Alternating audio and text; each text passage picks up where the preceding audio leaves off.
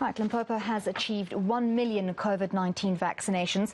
The province has the largest percentage of adults inoculated so far.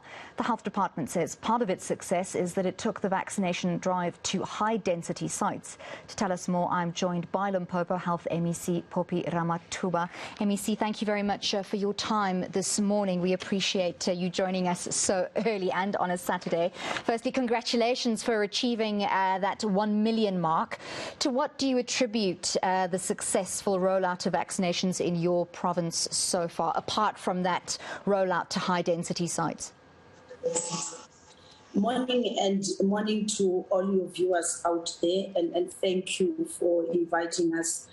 Yes, indeed, we want to welcome the congratulatory note, but at the same time warn that we still have a very long way to go.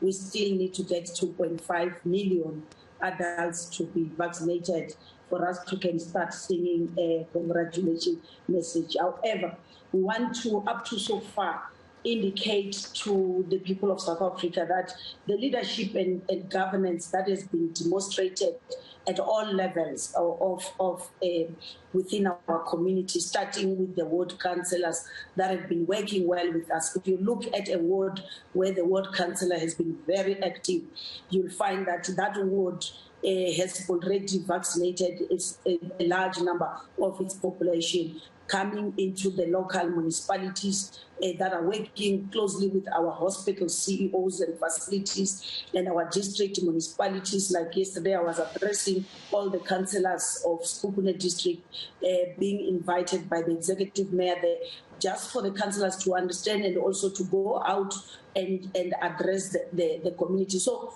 we spend a lot of time working with stakeholders for demand creation of this vaccine, because it doesn't assist to have the vaccine, but when you do not create that a vibe in terms of people demanding to want to have it, it becomes difficult. That's why you would see currently the numbers starting to go down.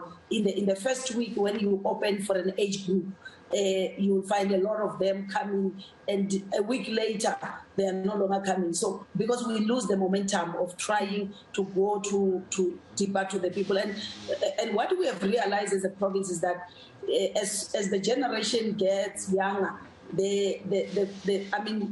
hesitancy also increases. If you look at the 60 and above, there was huge demand. When we now come to the 35 to 49, actually it's one of the groups that we thought they were going to come in numbers to be vaccinated. But we are realizing that throughout the country, the numbers are going down with this particular category.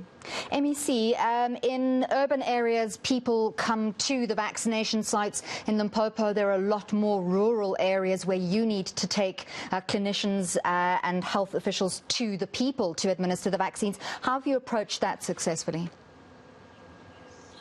I think we with the motivated staff that we built in, as I've said, that providing that leadership and governance and working with the staff, they begin to appreciate, because from the beginning when we plan to say we are a rural province, and being a rural province, there are many other already before you even start to vaccinate factors that will make it difficult for us to achieve that. So let's not focus on the fact that we are rural. Let's focus on solutions and mitigating factors to say, how do you deal with the fact that an area called Leolo, far away from everybody in the province, where there's no network connectivity, no road access, how are you going to get the vaccine to them?